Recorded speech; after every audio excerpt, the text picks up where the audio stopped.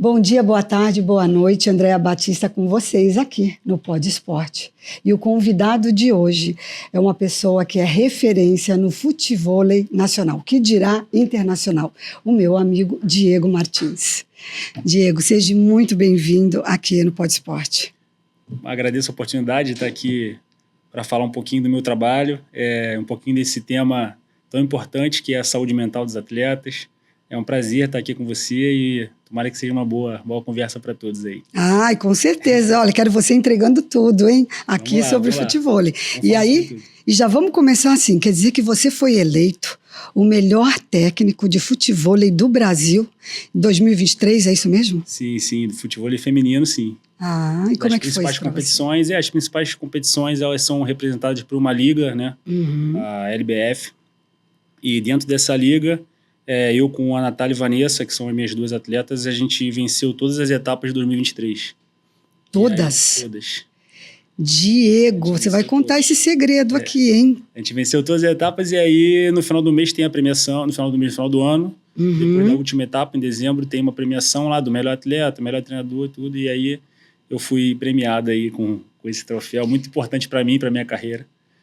E o impacto, muito feliz. Teve um impacto significativo? Sim, eu acho que não só para mim, mas eu acho que para minha classe também, que é uma profissão relativamente nova, é muito importante esse tipo de prêmio. Assim, para mim, é lógico, eu tô lá representando muita gente que trabalha com futevôlei feminino e faz o esporte crescer. O futevôlei feminino é um esporte em desenvolvimento, assim como o masculino também, mas esse tipo de premiação, ele é muito legal, né? Eu estou representando muita gente. Não, você está representando simplesmente, né, a Vanessa e a Natália, né? Sim. Que são, assim, o topo do Brasil e do mundo, né? Essas duas atletas, o futevôlei feminino, elas estão num grande momento, uma grande fase. Eu estou com elas desde 2022, acompanhando as duas pelo Brasil. Não é fácil trabalhar com as duas, o pessoal acha que porque elas são muito boas e estão muito talentosas, que é um trabalho fácil e, cara, não é.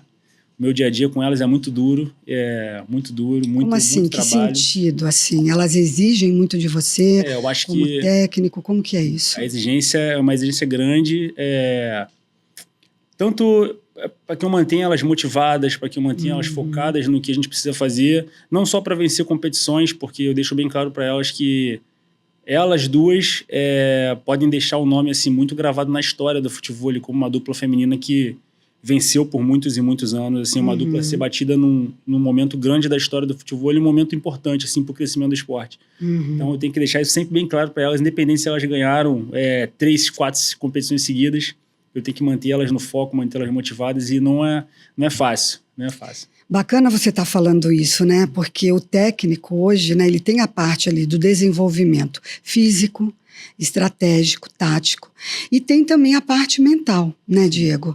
E aí eu pergunto para você, tem alguma estratégia mental que você utiliza com as meninas, seja antes do jogo, seja durante, seja depois, seja durante os treinamentos, tem alguma? Sim, ou várias? Eu acho que no meu caso, né, como o futevôlei é um esporte, vamos dizer, pequeno, é um esporte em desenvolvimento, eu não tenho um staff que trabalha comigo, eu não tenho uma equipe assim, multidisciplinar, um psicólogo, por exemplo, junto comigo, trabalhando com as meninas. Então, em muitos momentos ali, eu faço um pouquinho de tudo. Eu trabalho um pouquinho na preparação física dentro da areia. Lógico que eu tenho uma equipe, assim, mas não é uma equipe tão grande.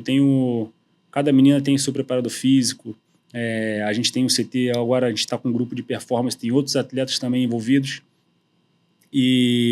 Mas da parte de saúde mental, eu não tenho ninguém que trabalhe comigo assim diretamente.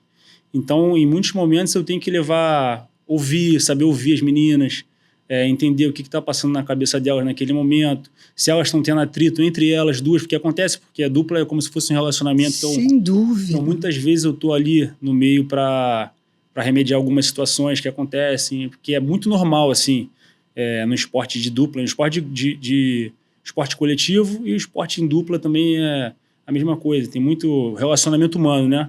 Perfeito. Então sempre temos problemas ali entre elas e eu tenho que estar perto, eu tenho que saber o que está acontecendo quando as coisas não andam bem e quando as coisas estão indo bem também, eu tenho que saber por que elas estão indo bem, é importante saber como que a gente está lidando, como é que está a cabeça delas. Então eu tento muito na base da conversa, com cada uma no seu momento ali, fazer com que elas se abram um pouquinho o que elas estão pensando e tento intervir quando necessário. Você sabe, Diego, que eu, como psicóloga do esporte, né, eu sempre falo que é o sujeito atleta. Né? Então, existe ali um sujeito que tem as suas questões de vida, como qualquer ser humano, né? Porque a gente tem a mania de colocar o atleta como um herói, e ele não deixa de ser, mas ele também é um sujeito que ele tem muitas questões, né? Ele tem questões de relacionamento amoroso, familiar, né? E assim, tudo isso, de certa forma, interfere na performance, né? Sei lá, às vezes durante a família, algum ente querido está doente, ou infelizmente, né, vem a falecer alguma coisa, isso reflete nele dentro de quadra. No teu caso, dentro de quadra, ali no futebol. Isso acontece? Você já viu isso acontecer? Já vi acontecer.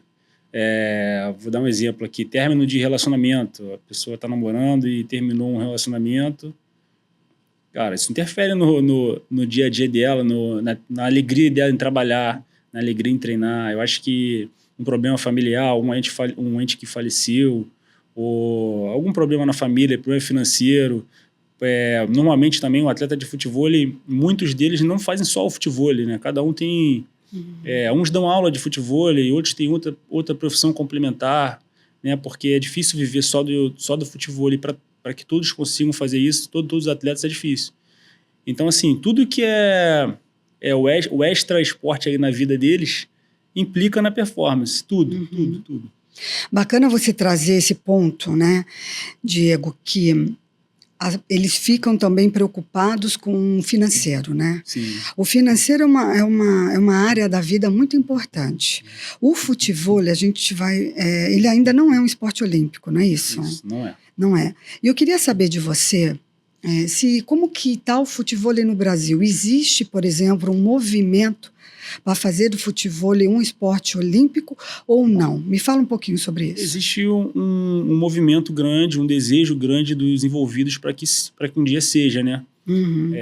De nós brasileiros, vamos dizer assim.